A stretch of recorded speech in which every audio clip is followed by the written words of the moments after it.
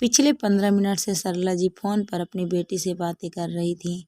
रजनी कमरे में आकर चाय का कप टेबल पर रख गई, पर सरला जी की बातें थी कि खत्म ही नहीं हो रही थी। रजनी वापस रसोई में आ गई और अपना कप लेकर बाहर सोफे पर आकर बैठ गई। थोड़ी देर पहले तक सासू माँ रसोई में आकर खुशी खुशी बातें कर रही थी कि क्या क्या बनाना है, लेकिन रजनी के एक सवाल ने सब कुछ पलट कर रख दिया और उस सवाल के कारण काफी हंगामा हो गया और सरला जी ने रजनी को बहुत कुछ सुना दिया। रजनी ने आज उन्हें सच का आईना दिखा ही दिया, पर कई बार ऐसा होता है कि इंसान खुद गलती करता है और अपनी गलती मानता भी नहीं। बस वही हाल सरला जी का था। पिछले 2 दिन से सरला जी क्या बनाना है, कितना बनाना है समझाए जा रही थी।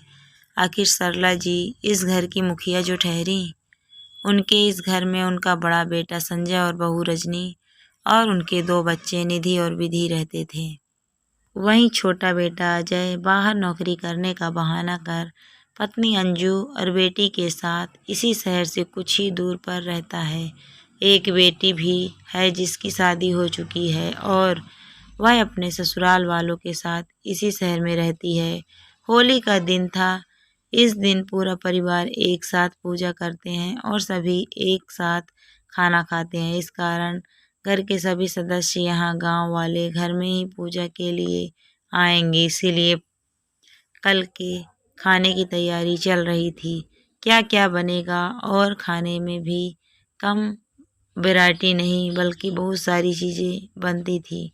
2 की जगह 3 सब्जी, पूरे दही बड़े, नमकीन मठरी, मीठी पेठे, मूंग दाल का मूंग हलवा, 2-3 तरह की चटनियाँ, शक्कर पारे, सूखी मिठाई तो एक दिन पहले ही बनने लग जाती थी, जैसे मठरी, छोटे मसाले वाले समोसे। काफ़ी काम फैल चुका था और करने वाली सिर्फ एक अकेली रजनी। उस पर भी सबसे बड़ी बात यह है कि खाना सिर्फ इनका ही नहीं, इनके पूरे परिवार का। और देवरानी ननद तो बस पूजा करने और रीति रिवाज के समय यहाँ आती हैं और अपनी उपस्थिति दर्ज कराकर खा पी कर निकल जाती हैं। जाते समय ननद तो शाम का खाना भी पैक करा कर ले जाती है। ननद तो एक ही शहर में मायका होने से हर त्योहार पर आई रहती है। पहले वहाँ पूजा कर लेती है, फिर खाने पीने परिवार सहित यहाँ आ जाती है। पर सरला जी का नियम है कि वह बेटी के घर का खाना जरूर भेजती है। ननद के पूरे परिवार के लिए दोनों शाम का खाना यहाँ से पैक होकर जाता है, इसीलिए ननद को तो त्योहार पर ज़्यादा मशक्क़त नहीं करनी पड़ती।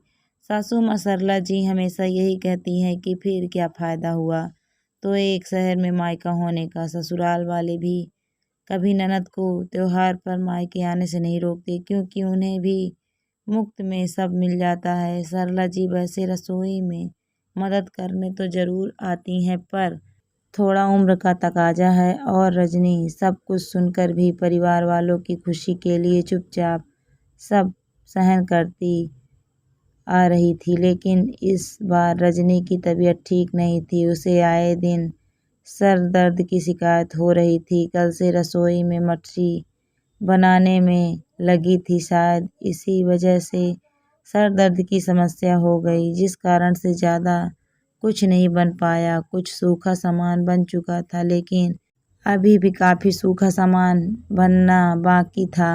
और कल तो त्योहार था ही, तो कल का कितना खाना वगैरह सब। सुबह सुबह ननद का फ़ोन आया तो रजनी से बोली, भाभी खाने में क्या क्या बना लिया? दीदी बहुत सिर दर्द हो रहा है। कल रात को भी दीदी बहुत तेज सर दर्द था, माइग्रेन की दवाई खाई थी और आज फिर से हो गया है। समझ नहीं आ रहा है कैसे बनेगा खाना। अगर आप आ जाती तो थोड़ी मदद मिल जाती। रजनी ने भी सपाट शब्दों में कहा, अरे भाभी, मैं आपकी मदद करने आऊँगी तो मेरे ससुराल वाले क्या कहेंगे? इससे अच्छा आप छोटी भाभी को फ़ोन कर लो। और ननद तो फटाफट से फ़ोन रख दिया। उसकी बात सुनकर रजनी को बहुत बुरा लगा, फिर भी उसने हिम्मत करके सरला जी से कहा, मम्मी जी मेरी तबीयत ठीक नहीं है, मैं इतने लोगों का खाना अकेले नहीं बना पाऊँगी। आप देवरानी को बोल दीजिए, वह आ जाएगी तो थोड़ी मदद मिल जाएगी।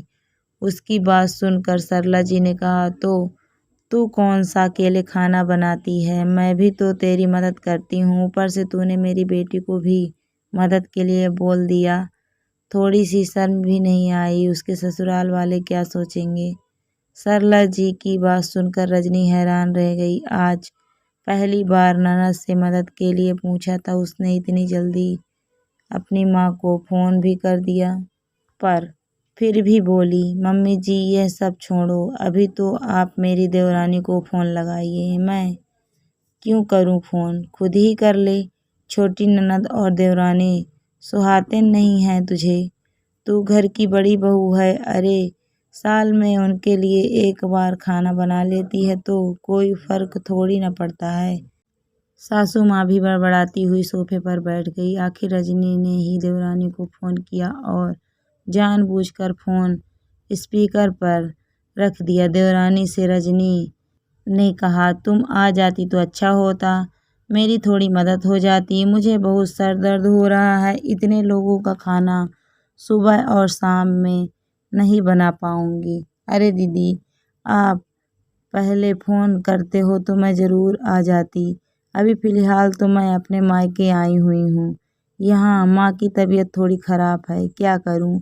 देवरानी ने फ़ोन रख दिया क्योंकि वह जानती थी कि कैसे भी करके सासू माँ रजनी से खाना बनवा ही लेगी। रजनी ने सासू माँ की तरफ देखा तो उन्होंने रजनी का ही ताना मारते हुए कहा कि माँ की तबीयत खराब है तभी नहीं आई, वरना तेरी तरह काम चोर नहीं है। अरे मेरी छोटी बहू तो गुड़ों की खान है। रजनी को सरला जी की बात बहुत बुरी लगी, इसीलिए उसने साथ के साथ देवरानी की मम्मी को फ़ोन लगा दिया और उनका फ़ोन भी स्पीकर पर रख दिया। जब उधर से उसकी मम्मी ने फ़ोन उठाया तो रजनी ने कहा, नमस्ते आंटी जी, कैसी हैं आप। बस बेटा मैं ठीक हूँ, कल की तैयारी कर रही हूँ। अच्छा, क्या आप अपनी बेटी से बात करवा सकती हैं मुझे, कुछ ज़रूरी काम था। अरे बेटा, वो यहाँ कहाँ, वो भी अपने घर पे त्योहार की तैयारी कर रही होगी, कितना काम होता है, आपको तो पता ही है। मेरी बेटी तो वैसे भी बहुत मेहनती है, हर साल कितना अच्छा खाना बनाती है। बस एक निवेदन करती हूँ बेटा, तुम भी मेरी बेटी जैसे ही बनो, थोड़ा मेरी बेटी की मदद भी कर दिया करो, वह अकेले इतना कुछ कैसे करेगी। वैसे भी आपकी मम्मी जी का स्वभाव कितना कठोर है। कोई बात नहीं आंटी जी, मैं हूँ ना, बस वह आती होगी। चलिए आप अपना काम कर लो। रजनी ने फ़ोन रखते हुए अपनी सासू माँ की तरफ देखा। सरला उससे नज़रें भी नहीं मिला पा रही थी। आखिरकार रजनी ने कहा, माफ़ करना मम्मी जी, आप अपने छोटे बच्चों के लिए मुझे 2 बातें सुनाती हैं। वह आपके छोटे बच्चे हमारा इस्तेमाल कर रहे हैं, अब तो समझ जाइए। पर अब मैं उन लोगों के लिए खाना नहीं बनाऊंगी, मुझसे जितना बन पड़ेगा मैं अपने परिवार के लिए बना लूँगी। इसके अलावा मैं किसी चीज़ को हाथ नहीं लगाऊंगी। उन लोगों से कह दीजिए कि अपने लिए खाना खुद बनाएं। अरे उसने तो मेरे बारे में भी इतना झूठ बोला है, पर मैं इतने सालों से अपनी बेटी के ससुराल खाना भेज रही हूँ। अगर इस बार नहीं भेजूंगी तो उसके ससुराल वाले क्या सोचेंगे। देखो मम्मी जी, आपको ननद के घर पर कुछ नहीं भिजवाना है तो आप बाज़ार से कुछ सामान खरीद कर भिजवा दीजिए, पर अब मैं इतने लोग खाना नहीं बना पाऊंगी। मैं भी इंसान हूँ, इन लोगों ने मुफ्त की नौकरानी ही समझ लिया है मुझे। उन्हें भी तो सोचना चाहिए था कि थोड़ा आगे बढ़कर खुद मदद करा दें। खैर छोड़िए, मुझे किसी से उम्मीद नहीं है। अब मैं मुफ्त की नौकरानी बनने से इनकार करती हूँ और मैं उनसे कुछ नहीं कहूँगी। आप खुद फ़ोन करके उनसे कहेंगे। अब सासू माँ ने देखा कि अब रजनी ने भी मन बना लिया है कि उसे अब किसी के सामने नहीं झुकना है और वह गलत भी नहीं है, तो अपने आप अपनी बेटी और बेटे को फ़ोन लगाने चल दी। सासू माँ थोड़ी देर बाद हॉल में आई और रजनी के पास सोफे पर बैठते हुए बोली, बहू एक काम कर, तू रोटियां सेक, मैं मीठे चावल बना लेती हूँ, बाकी किसी को कुछ और खाना होगा तो बाजार से मंगा लेंगे। कह दिया ना, मैंने उन लोगों को खुद से ही अपना बंदोबस्त कर लो। और रही बात मेरी बेटी की तो सूखा सामान बाजार से खरीद कर उसके घर भिजवा देंगे। इतना कहकर सासू माँ रसोई में चल दी और पीछे पीछे रजनी भी खुद को बंधाई देते हुए आखिरकार उसने खुद का इस्तेमाल होने से रोक दिया था। दोस्तों, आपको कहानी कैसी लगी कमेंट करके ज़रूर बताइए। अगर कहानी अच्छी लगी हो तो प्लीज़ वीडियो को लाइक भी करें। Thank you for watching my video.